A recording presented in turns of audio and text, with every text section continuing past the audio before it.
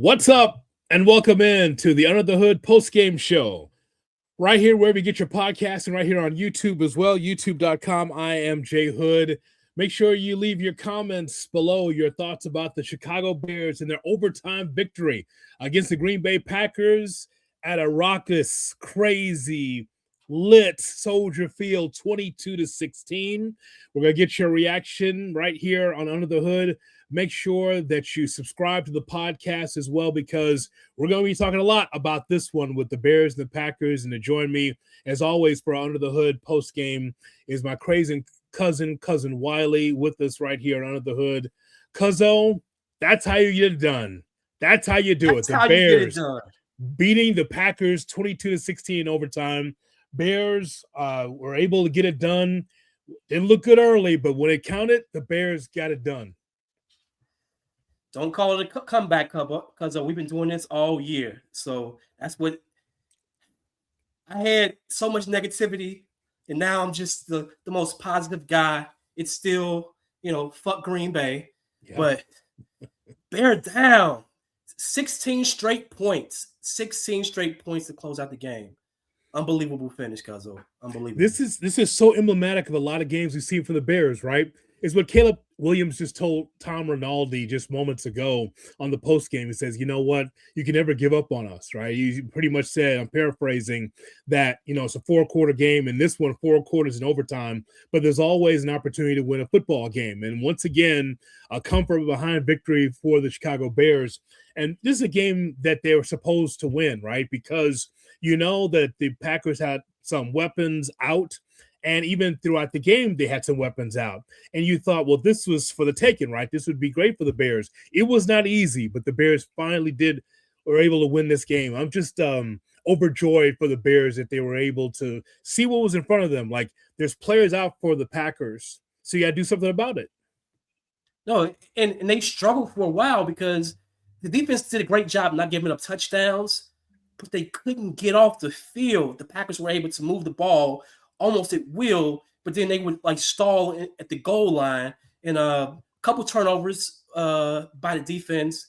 But it was, I'm counting the onside kick as a turnover, but it was a great clutch performance. 5 minutes left, Bears down by 10, and they find a way to score 16 straight. Scored 10 straight in regulation, forced overtime.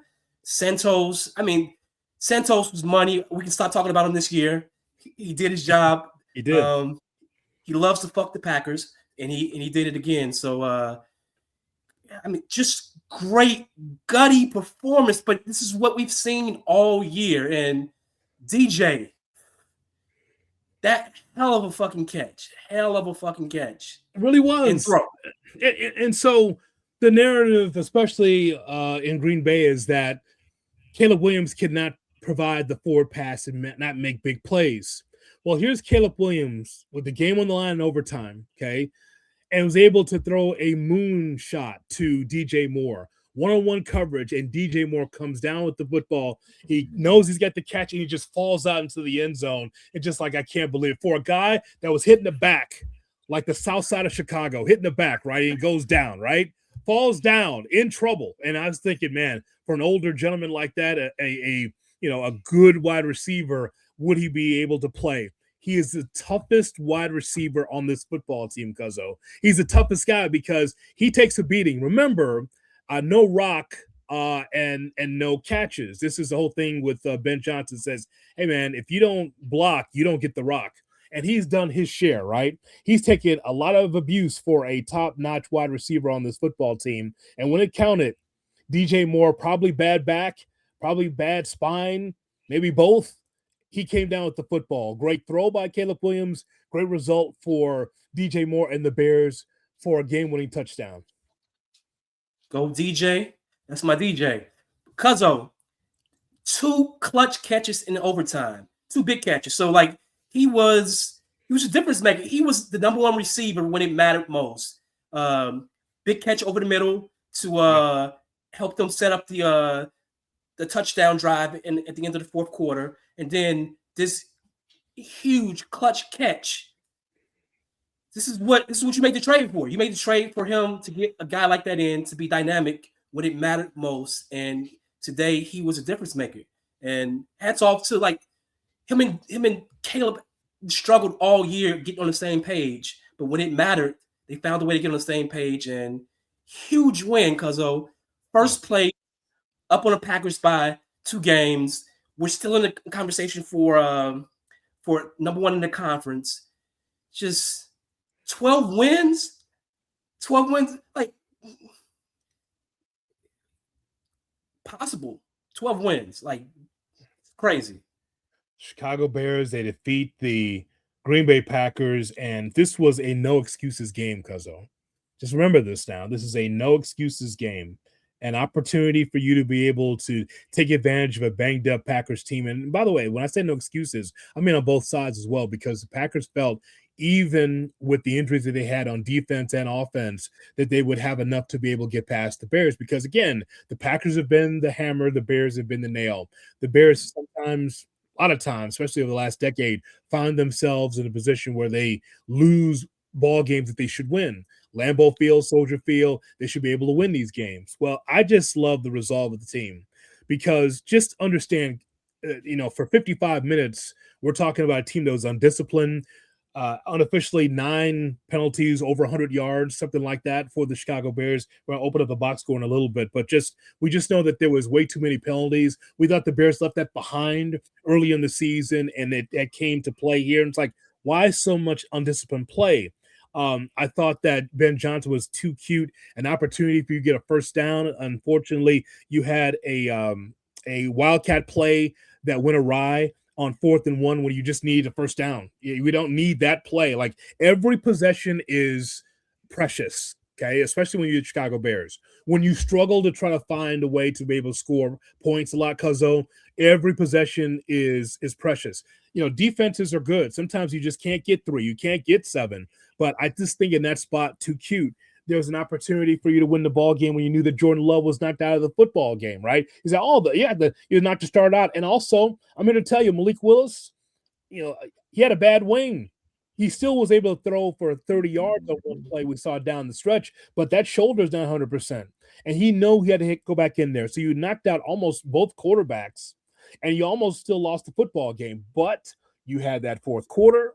You were able to get it done in a big spot. Think about this. You took the ball away, you got another turnover on the Green Bay Packers, and you win the game. That onside kick was awesome. Think about where your fortunes are if you don't get that onside kick. So a lot of things went the Bears' way for this victory.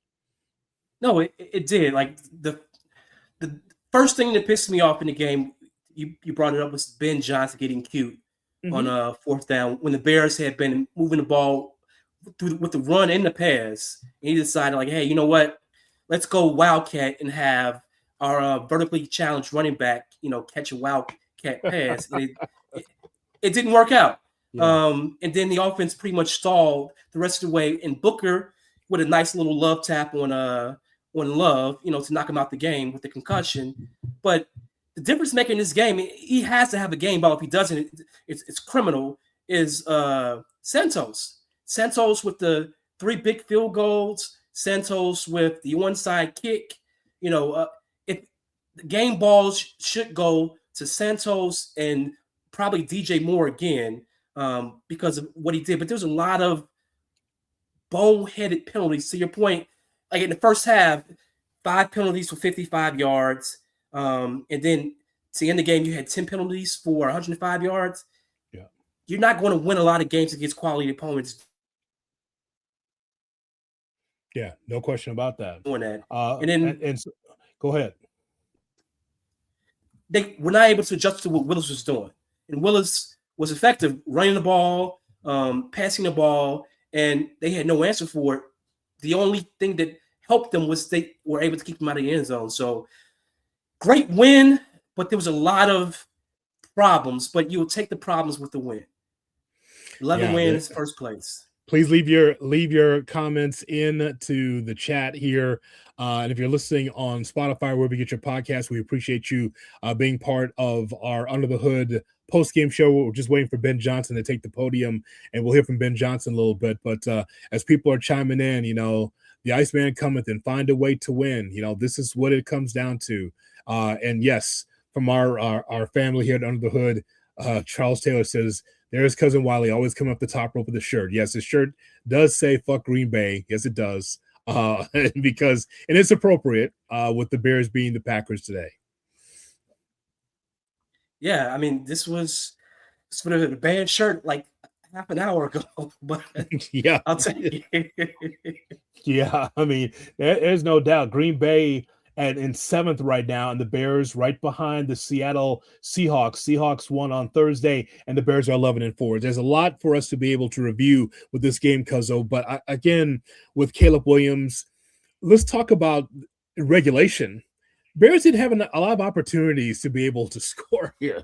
It wasn't like that there was a whole bunch of opportunities, especially in the first half, for the Bears to be able to score. The defense did as good a job as they could to be able to pin the ears back of Jordan Love, Malik Willis, and the Packers offense. It was bend, don't break. You're allowing field goals. That means that you're doing the job. A big play, obviously, for Willis to get the ball into the end zone for a touchdown, which we'll review a little bit later on. But give the Bears defense credit.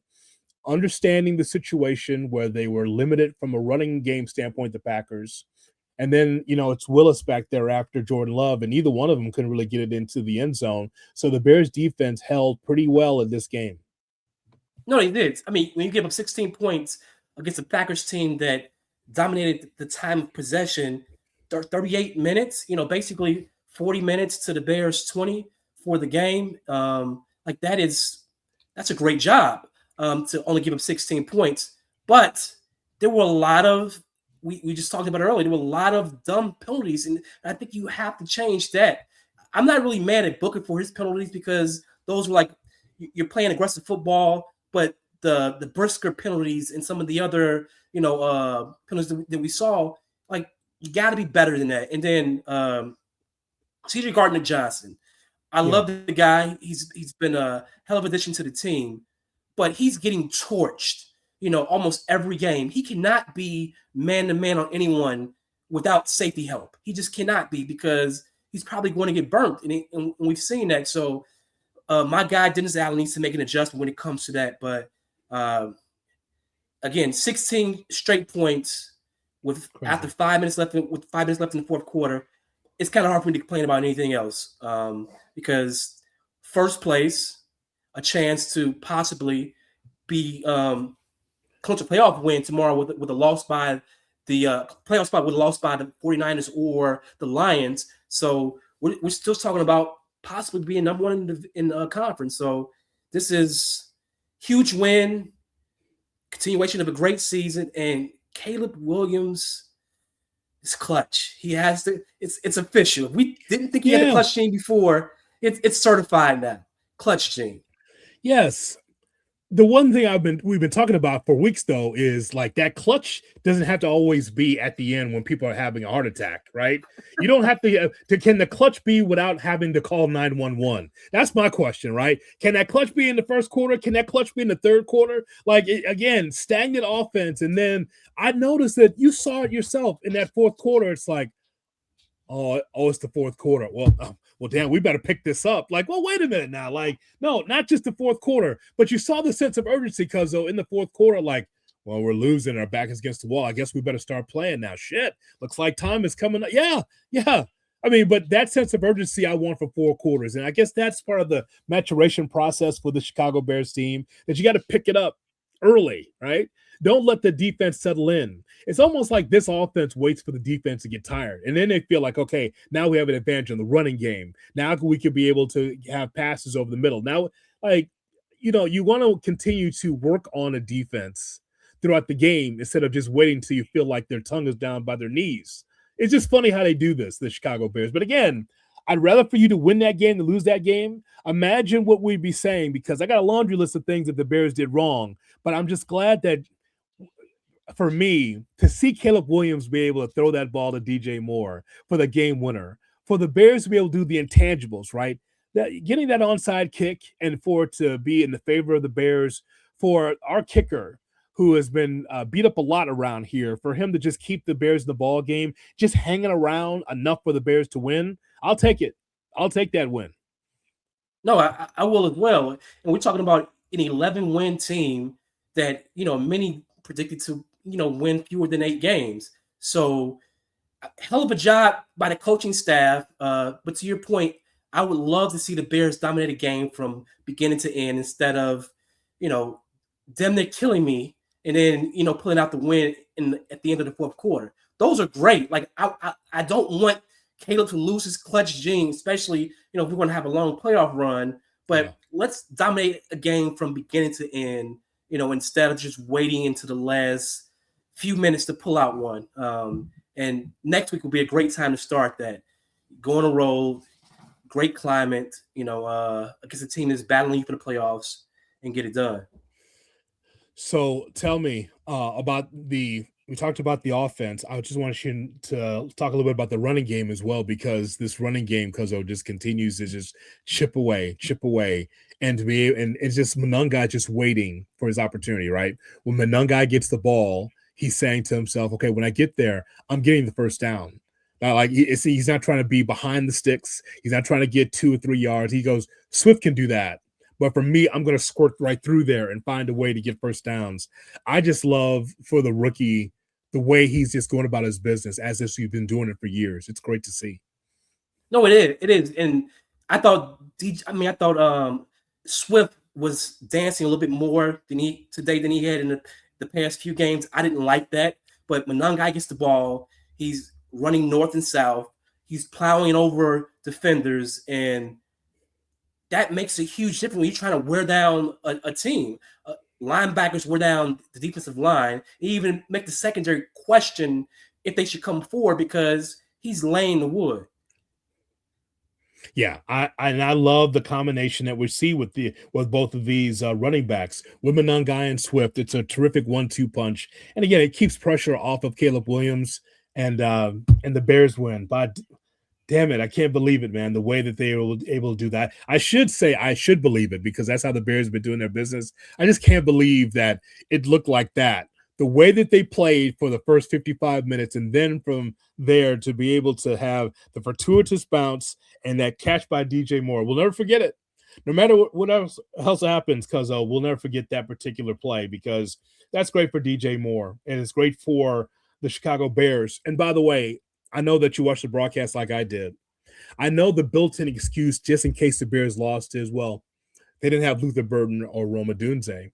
And I've been saying all week that didn't matter to me, that we did not have Luther Burden or Roma Dunze. It did not matter. As much as I know the average Bear fan cares about the future of Roma Dunze and what Luther Burden can be as a rookie, that didn't matter to me, because the Bears built an infrastructure in which you can be able to have tight ends or the running game or someone else come through like a Jade Walker.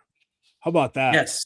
How about a Jade Walker? So here's number 20, who's been on the depth chart. I would see him every morning when I open up the depth chart. I see him there.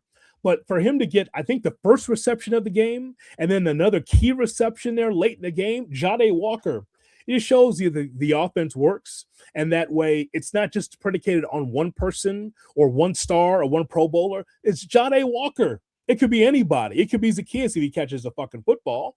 It could have been him, if he didn't drop the. So I mean, it could be anybody. So that my point is that in this offense, it's not just one person. Oh, if Roma Dunze is out, then that'll be all. No, anybody can eat as long as you perform.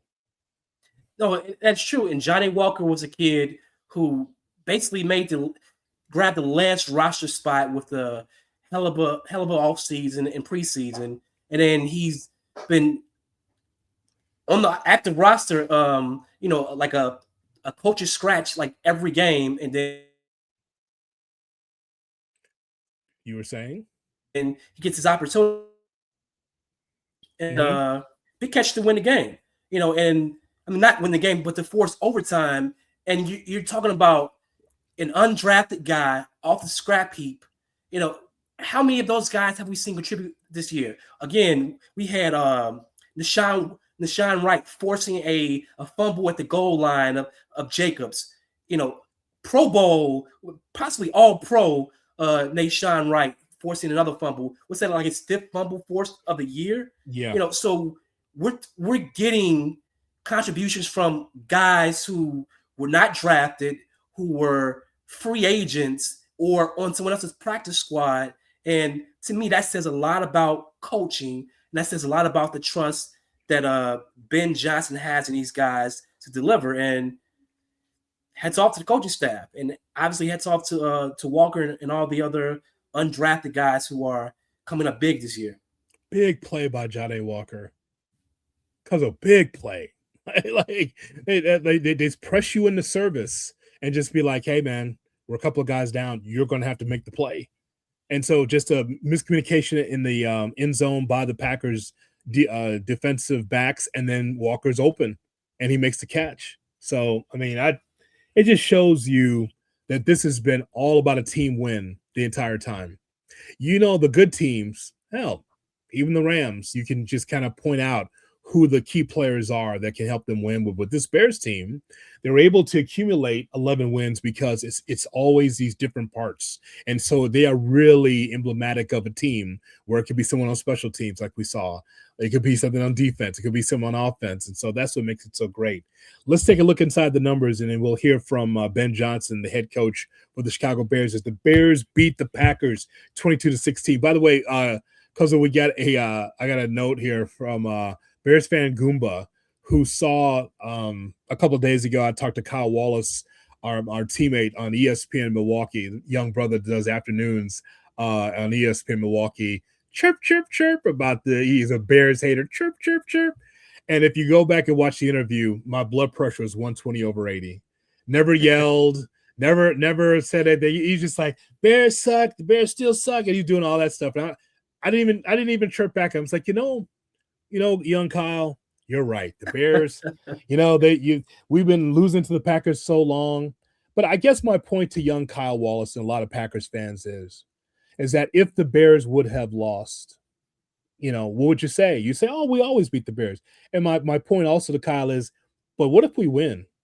If we suck that bad, what does that mean that we beat you? If we're that bad and we beat you, what does that say about you? You see? And so now you know. Right? But I actually, as you well know, was not nervous about this game coming in. I thought that the Bears would win. I didn't know it was going to be in this spectacular fashion, but I always thought the Bears were going to beat the Packers. But the whole thing for me is everything's house money, Cuzzo. As much as the average Bears fan like you and me want the Bears to beat the Packers, I always felt it was cool. Like the Bears would find a way, because they've been finding a way all season. The Bears were favored in a lot of places, that they would find a way to win. But my whole thought is we had house money. We lose the game, we still have an opportunity and a fast track to the playoffs if we just take care of business. But it's good to be able to win on your way to the playoffs. It's always good to be able to beat the Packers on your way to the postseason.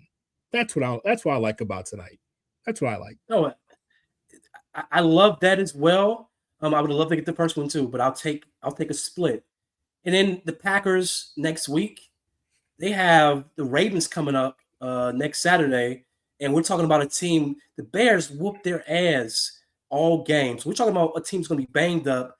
Jordan Love may or may not play because he may be in concussion protocol because of what the love tap that Booker gave him. So we're talking about a Packers team who could be shorthanded, playing a Ravens team that's fighting for their playoff lives. They could be eliminated, Cuzzo.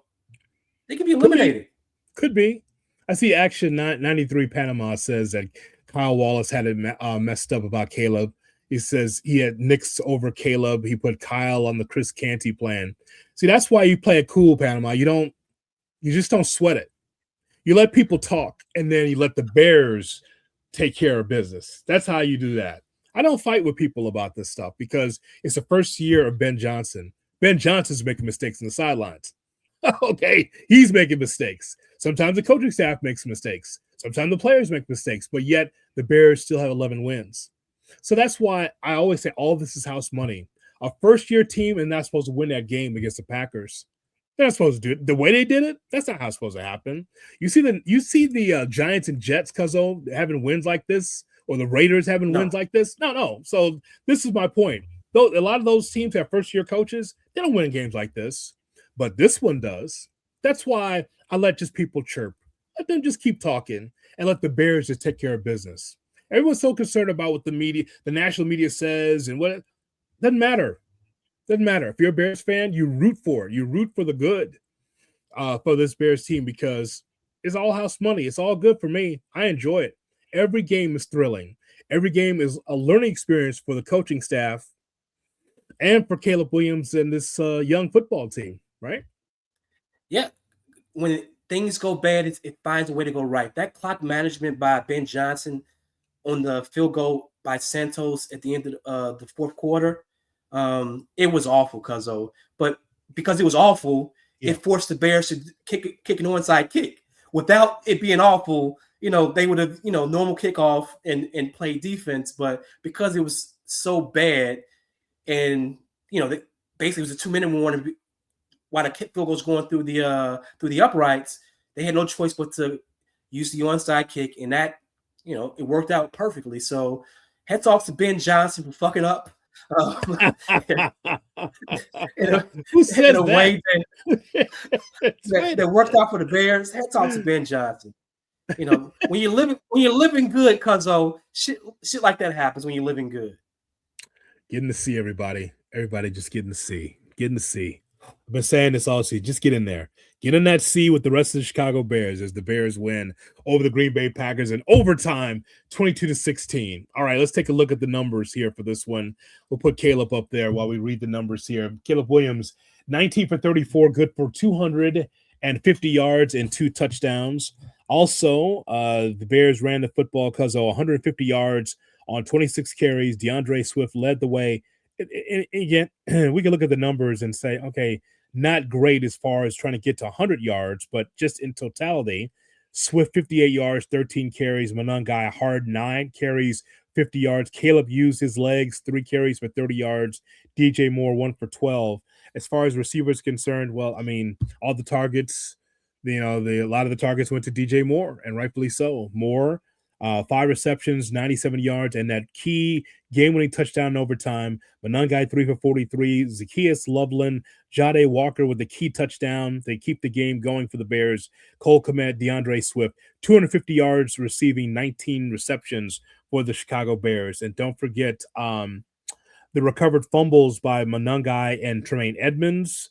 And defensively speaking, TJ Edwards led with 10 tackles, and 2 sacks total for the Bears.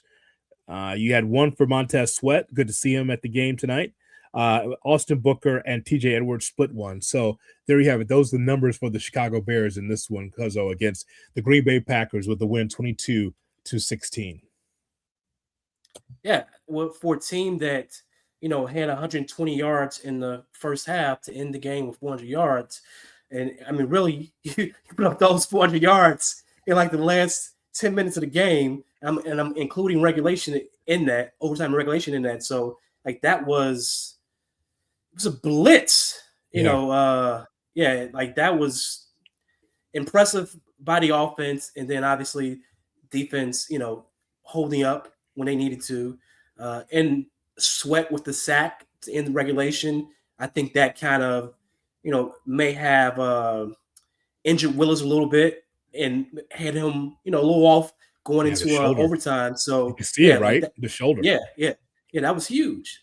And he almost got the strip sack too, Cuzzo. Like he almost had the strip sack on that play right there. But Willis was able to hold the ball, and not fumble it. But he almost had the strip sack. So it was a great last 5 minutes of regulation overtime by the entire team. I couldn't ask for more from that 5 minutes in overtime. I would like a lot more in the first 55 minutes, but I'll take the win. Yeah, I'm just looking through my game logs on Threads, and just kind of just writing the notes down, and just you mentioned that big catch for DJ Moore, a big spot to extend the drive with the time running down.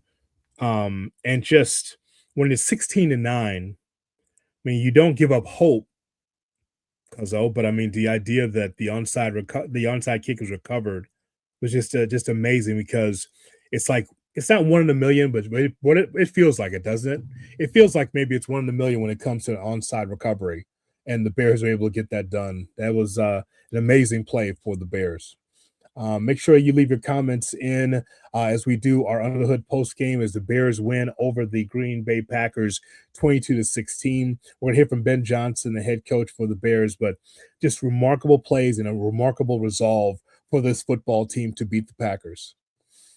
It was a minor complaint that I have for Caleb is make sure you get the first down. He slides too early, too often. Dive when the first down matters. Don't worry about the baseball slide when you need the 10 yards. Dive. And I was happy to see him finally do that. But far too often he's sliding instead of going and get it when it mattered. And like Caleb? that was, yeah, like that was an issue. Well, Brady said he should be diving headlong for the first down. What do you think? He should. When it matters, yes. Like if it's second quarter, you want to, it's not a big deal. Fine, slide. When it's fourth quarter and you're on third down, you need to go get that first down instead of sliding. Don't leave it up to the refs. Don't play cute. Be aggressive and go get it. And I didn't like that he slid again, and then finally, he's like, okay, I'm going to dive head first, but we need to see that a lot more. Yes, fuck Green Bay. That's. Yes. Oh man, Eric Collins has checked in. Eric says that he didn't like that fourth and one trick play. Yeah, I totally agree with that. I just think that in that spot, just need a yard. I trust that the Bears have someone on the roster. Let me think, Kyle Monangai, that could have given you that 1 yard for the for a first down. Absolutely. Yeah, I agree. Or, you may have a quarterback who may be able to throw the ball for a first down or touchdown or scramble and get a first down, whatever it may be.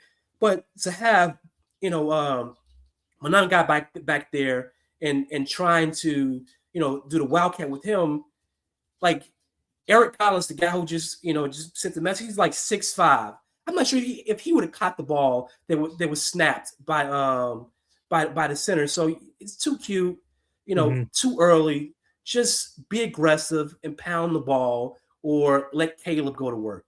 None of the wildcat bullshit. Just Ben has had, a rough couple games, but in the end, we pulled it out. Did anyone else see number 18 put his hands in his pouch after he threw the game-winning touchdown? Yeah, it was cold. Malik Willis did the same thing. Yeah. So, yes, I did see him put his hand in the pouch, yes. I mean, that's what you do when you know the game is over with. You can just turn your back, just put your arms up, touchdown, and just walk away. Thank you very much, by the way, for our $7 donation, Dan Tana. Dan Tana says he's Pat Designer's brother. Pat Designer right now, I'm watching him on a monitor here on Fox 32. He says, I simply just want to say no, Pack, no. This is Chicago. Thank you, Dan. Thank you very much for the $7 donation and checking out Under the Hood with Jonathan Hood. Absolutely. Yeah, no, Pack, no definitely is the case tonight. Yes, no, Pack, no. And love Pat Designer's work as well, on his podcast and in his time on ESPN, yeah. Are you ready to hear from Ben Johnson, the head coach for the Chicago Bears, Cuzzo? Yes, sir. All right, let us turn to and please keep your comments coming, your thoughts about the game, because there's so much to talk about. As this is like when we do this Under the Hood post-game show, there's no yellow pad, there's no format, a little election coverage stuff happening here, a lot of screens, a lot of information coming in all at one time. But yeah, we're just happy for the Chicago Bears and for the organization it's just not a victory against the Green Bay Packers. It's a win that is a measuring stick win to find out who you are as a team. Because no matter what was going on the Packers sideline, the Bears had to take care of business. And again, there's a lot of things that happened that went the Bears' way, but it was late. And so I'm sure that the Bears will look at that tape and say, hey, there's things that we can do earlier in the game and not have to be captain comeback for like the 6th or 7th time this season. But a win's a win. You'll take it. You'll take it every single time. As we're going to hear from Ben Johnson now, the head coach for the Chicago Bears. The Bears win overtime, baby, 22-16.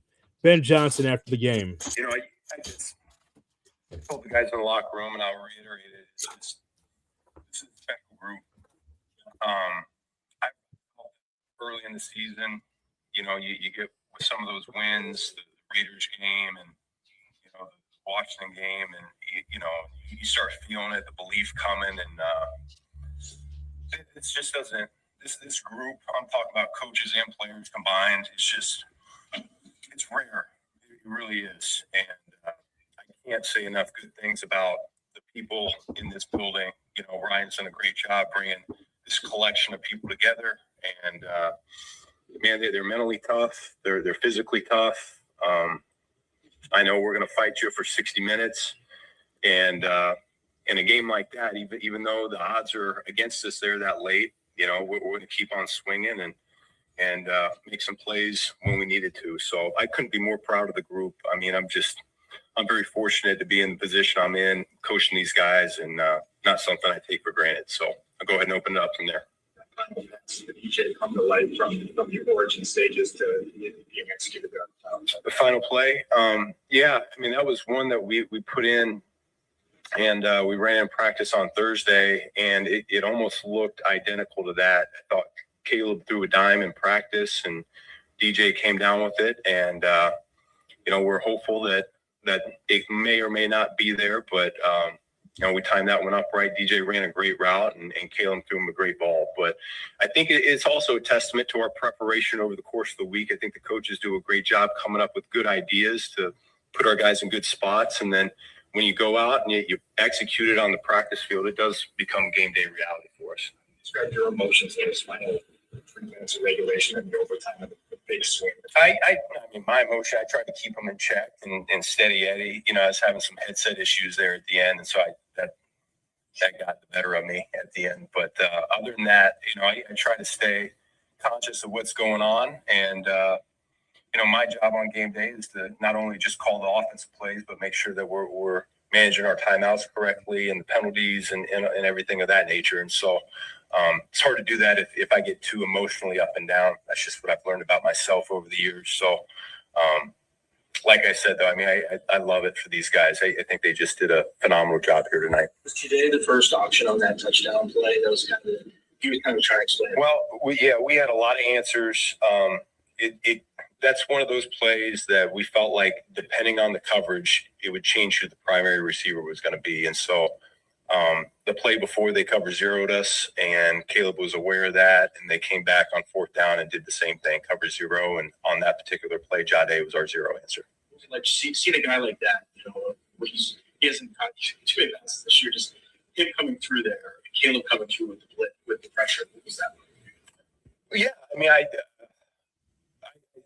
that's why we do what we do over the course of the season, though. And I know, to the people that haven't been in the building, and say, oh my gosh, you're going to the undrafted rookie on 4th down. Well, we see what he does every single week. We see how he goes about his business. There's a reason why we didn't want to expose him to the waiver wire and someone poach him after the preseason. We see a bright future for this guy, and he's done nothing but steadily improve over the course of the season. The coaches trust him.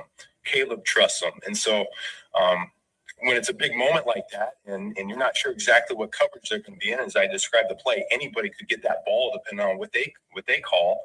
I had a lot of confidence that he was going to come down and get it, and so does Caleb. So that's where we're at as a team right now. I feel like everyone trusts that whoever's out there on game day, they're going to come through for us. It doesn't matter who it is at this point. Field goals were a premium for you guys. What was your reaction to how Cairo handled the passing? He did a phenomenal job, and I think that's That's a big asset for us. He's been here. He understands that wind. He does a great job in practice. He gets a lot of time on task with it. I thought he handled it really, really well, and huge reason why he got a game ball. All right. So Ben Johnson, the head coach for the Chicago Bears, speaking to the press. Can I tell you, Cuzzo, one thing that I cannot stand? I've been hearing this almost every other press conference now is, what was your emotions going into that player? What was your emotions after the guy? He's a maniac. Stop asking him about his emotions. His feelings don't matter. You know whose feelings matters? Like us as fans, the reaction at Soldier Field, our emotions on social media. Stop asking the head coach, what was your emotions? Oh, I was pretty depressed that we lost this game. Stop asking him about his emotions. Can we just talk about like what went into your 4th and 1 play that you tried to carve up in the first quarter? Your thoughts about the locker room, your thoughts about play calling, offense, defense, special teams. So I mean, the second question is, what's your emotions about how you was like he's never too high, he's never too low because he's actually a maniac. That's why. So please stop asking him that question. A lot of therapists in Chicago media. No shit. Yeah, no shit. Yeah.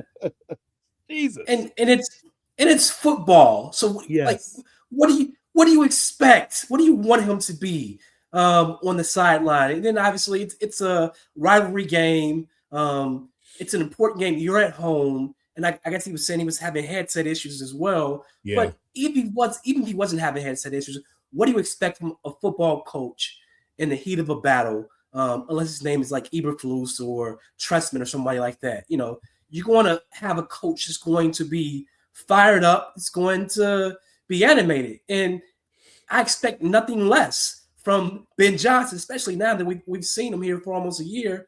So yeah, let's stop being crack therapists and get back to asking the important questions. We know how he feels. We're watching the game. We don't need to ask those questions. But yeah, I didn't hear a question about any of the poor time management things or the desire to, go for it on 4th and 1 with a Wildcat. Those were the questions that are probably more important. I mean, obviously, when you win, you probably put some of those at the back burner. But if you're going to ask a question about his emotions and, how he was feeling as the Bears were losing in the 4th quarter, yeah, you could have found something else to ask. I just think that's kind of the go-to, the warm-up question. Like, you're not going to get much of an answer from him on anything, but definitely not on that. But anyway, and that's just some of the press conference from Ben Johnson, head coach for the Chicago Bears. And keep your comments in. It's probably a great time, 43 minutes into this thing. We've been so excited about just trying to get our emotions going about this Bears win over the Green Bay Packers, 22-16 in overtime, that we should talk about Under the Hood merchandise available right now. I see you guys sending super chats, and thank you so much for doing that. Our YouTube is really growing because of you, and Wiley and I could not be happier that you continue to help us grow on the podcast on YouTube. So we're going to read your super chats in a second.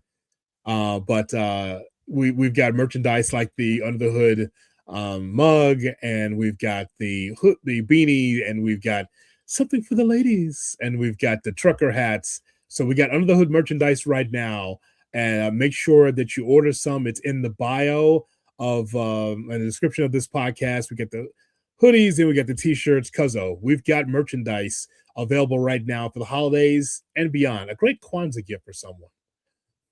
Yes, let's put some of these gifts under your trees. Whether if you're not a Christmas guy, if you're a Kwanzaa guy, let's get some of these gifts out. Pass out some of these Under the Hood merchandise to your family.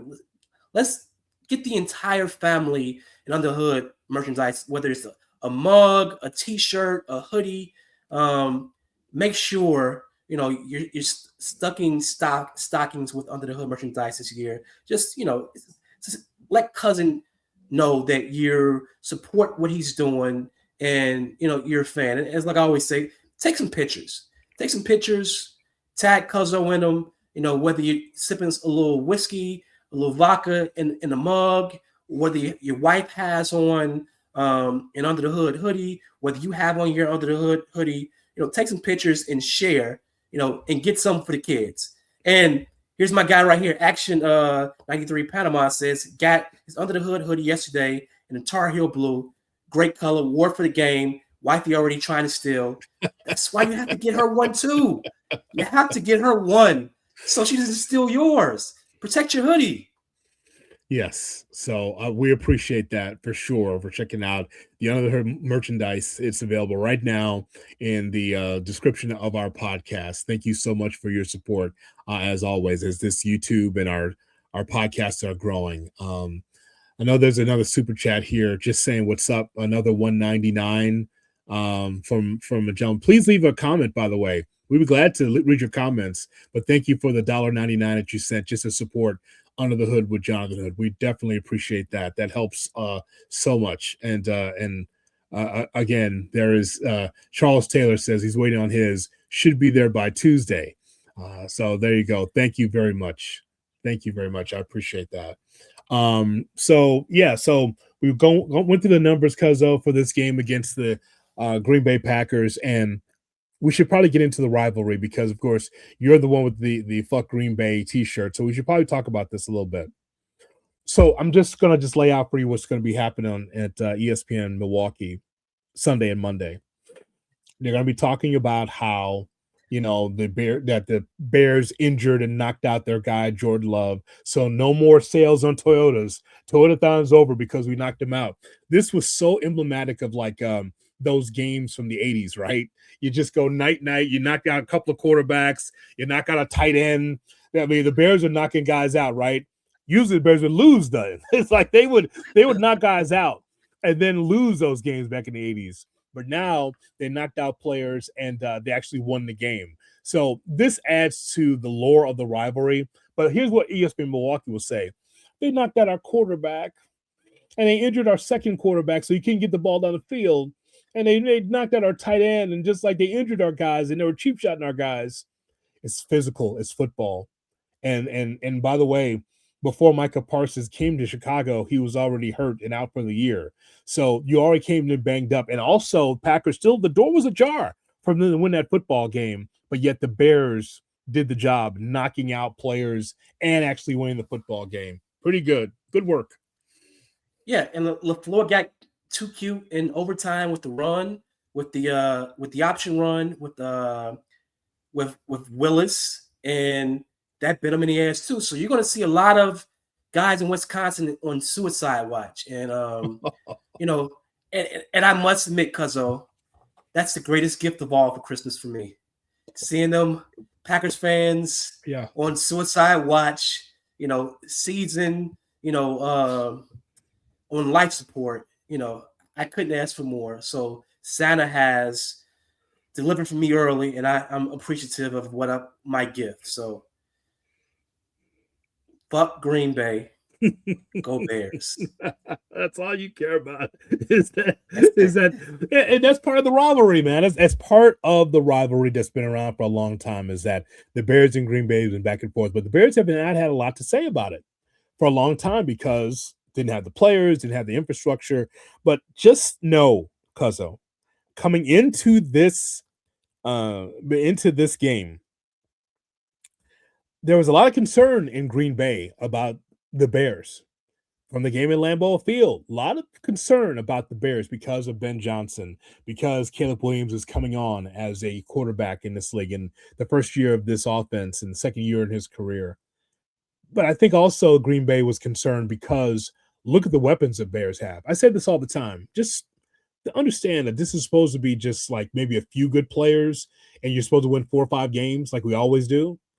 But it's different when you have an offensive line that's moving the Red Sea to allow the running game to happen, right? It's different when you have different weapons to go to, when you have unsung heroes like a Jade Walker to come through to give you a touchdown. It's different when you have a Nashawn Wright who probably should be a Pro Bowler based on how he's played. It's stories like that, and it worries Green Bay fans. And again, they got the hammer, but they couldn't do anything with it.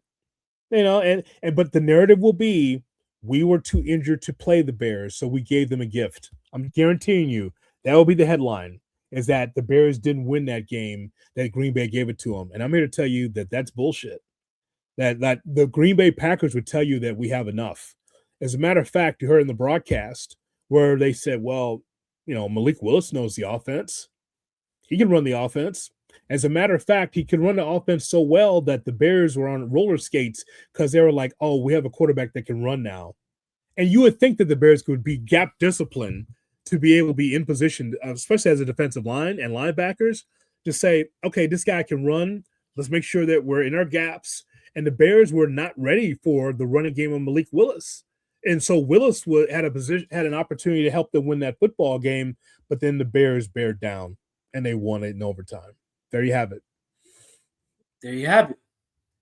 I mean, let's keep this momentum going. Let's win out, Cuzzo. Let's win out. Let's start making Super Bowl plans pretty soon. I mean, let's get ambitious. How about you and I slow down? How about we do this show one at a time? No, are we going to fast forward under the hood post games to right to Santa Clara? That we're doing right to the Super Bowl, right? So no game by game coverage anymore. We'll just wait until we get the Super Bowl to do the show again. Is that what you're saying? No, of course not. Of course not. But I'm saying we should start, thinking bigger, than, just a little playoff appearance, a little division, taking the North and not giving it back. Let's think a little bit bigger because this team is blessed. This team is blessed this year. Robert Mercado, he says it's time to get that lick back from Charles Martin from 85. Charles Martin yes, knocked sir. him down. I mean, the Bears are trying to do that to Malik Willis, hard onto the shoulder, twice. He wasn't feeling good. I tell you what, he wasn't feeling good. There was a time back in the day, man, the Bears would knock out two. There was a time when you carried 3 quarterbacks, which was smart back in the day. Have 2 guys, have a guy that's just over there with the clipboard just in case. The Bears got to a 3rd quarterback. So Joe Ferguson, and Joe didn't go out there, something like that with the Lions. I think something like that. He didn't go out there. It's like, now I'm good. Bring the punter. He didn't want to go out there. 2 quarterbacks down, and then you're next against the 85 Bears team. I think Joe said, "No, I'm not going to play. Coach, take me out." Yeah, I'm not going to do that. I won't play. I won't go out there." That's the fear that you want as a defense. And so, if nothing else, Austin Booker gets my respect. You know? And also Montez Sweat gets my respect for getting that done too, for getting him a sack as well. I like that. It was good. It was. It's really good. Peter Burke writes a lot, and he is a ardent supporter of Under the Hood. I love it. Which one? Peter said this. You read this, tell me whether or not if this is how you feel. It's so rewarding as a fan. We put a lot of time and energy into caring about this team. Mm-hmm. Finally, the people in the building are the right people. The standard set is being met. Win. Yes, it is. I couldn't agree more. Because we pour a lot emotionally into this team, and we've lost a lot since Lovey left. And to get a team that looks like it's being built properly with the right leadership and the right quarterback, it's a great feeling. I mean, you couldn't ask for more other than multiple Super Bowls, but it's a great start. Great start. And I'm excited about what this season, what this future holds. It's just something else, man. I like this one. It's a four-finger pour after this win. Well, aren't you the braggart? 4 fingers, huh? Send pictures. Yes. If it's 4 fingers, please send pictures. Good for you. But you know what? In our family, you don't have to give us a reason to drink. We're going to drink. No matter what. Oh, he's talking about drinking. Oh, I see. Yeah. We're going to drink. Well, that too. We're gonna get a little bit of everything. I was gonna say, what a braggart! Yeah, 4 figures, Yeah, pretty good. Good for you. yeah. No reason, no other extra reasons to drink, but we're gonna definitely toast tonight to this Bears win over the Packers. Belts as fourth quarter overtime. It's so fulfilling, Cuzzo, for DJ Moore, who has really worked hard to be able to get into this offense. I know that this whole offense seemingly is about Loveland, Burden, and Roma Dunze. But if 2 of those guys are out, you have a vet there that just wants to win. He's had hell on earth as a wide receiver, right? Carolina, not good. Bears, not good. But finally have an opportunity to be part of something. He wasn't getting the football. And we made a bit about it a couple of weeks ago. It's like, he's on the side of a milk carton, where is DJ Moore? And finally got back in the offense. And so I hope that Ben Johnson understands that. I understand he likes flashy and new. Who doesn't like flashy and new, right? But sometimes that old car will work. DJ Moore's that old car in the winter. They'll come through for you, right? And even though you got to spread the offense around and it doesn't have to always be predicated on one person, I think that Caleb's growth can be connected to not having a safety blanket out there with that big afro. Like no Roma Dunze, you don't have your safety blanket. I know it's your boy, but he's not playing. So let's spread the wealth a little bit. Give the old man, the old car, an opportunity to run some. And guess what? It paid dividends because the venerable veteran came down with a big catch in a big spot in overtime. I'm not saying Rome wouldn't have done it. I'm just saying that DJ did. Yeah, no, DJ is tough as nails, worked his ass off, and he was reliable when the Bears needed him. So you couldn't ask for more. And to your point, hopefully with Burton and Odunze out, Caleb is learning how to spread the ball around better than he was in the past. That's going to benefit the Bears in the end because you can't have odds out there dropping passes like that again. So at some point, his time is going to be up because too many drops. That drop he had in the fourth quarter was big. Like that could have been a difference in the game. Unfortunately, it wasn't. But yeah, his time is coming to an end. He had a nice start, but yeah, when Burton and Odunze comes back, his time is going to be coming to an end. He's going to be relegated to the bench as he should be because the production just isn't there. So, Cuzzo, instead of you giving the prediction for the next game, and because the holidays are coming up, you're going to have to come back on here. We need to discuss, again, the afterglow. The afterglow. Honey, could you pass me a water after the afterglow? Could you pass me a bottle of water? Oh, I'm a little parched after what we just went through. Pass me the water, please, hon. We need to talk about the next game, but we'll do that next week because this Packer win is just too good. It's a game where we can clearly see that the Bears had enough resolve. Bears had injuries, Packers had injuries, but the one in the 15-round knockout win was the Chicago Bears. And it feels great, Bears fans. It feels great. It's a lot of things that the Bears did not do right. But when the game was on the line, they executed. And so I just think that that's great. I know there's a lot of Bears fans that are looking at the Wisconsin media taking shots tonight. Some of the Wisconsin media. Guys, it doesn't matter to me. It didn't matter to me all week. If you watched Under the Hood with Jonathan Hood and me talking to Kyle Walsh from ESPN, it did not matter. It did not matter.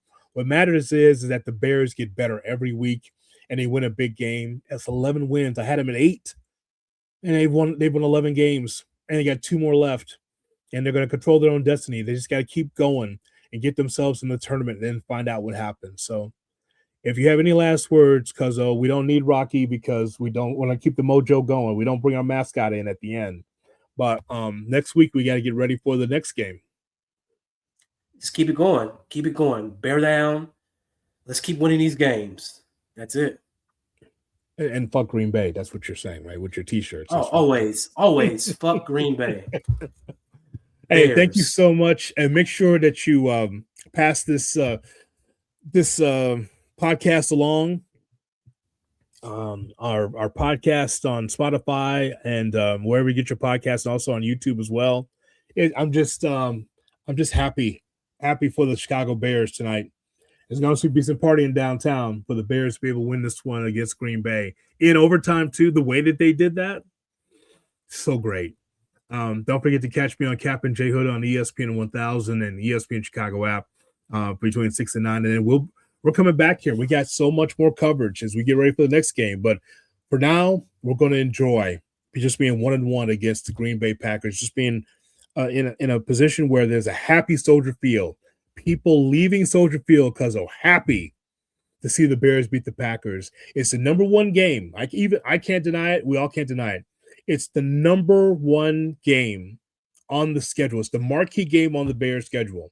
We always said the Bears, you play a lot of different teams. It's the number one game on the schedule. And the Bears split with them. Imagine what the next Bears and Packers games are going to be like. It's going to be great. Yep. Let's do this again, Cuzzo. Don't forget 4 fingers tonight. Make sure you get the 4 fingers in. Yes. And send pictures, please, if you do get 4 fingers tonight. For Cousin Wiley, this is Jonathan Hood. Make sure that you like, share, and subscribe. We do here on Under the Hood with Jonathan Hood. Much more content to come. Just keep watching and make sure that you share it out. And don't forget the merchandise available right now in the description of our podcast. So, F Green Bay, and so long, everybody. Thanks, Cuzzo.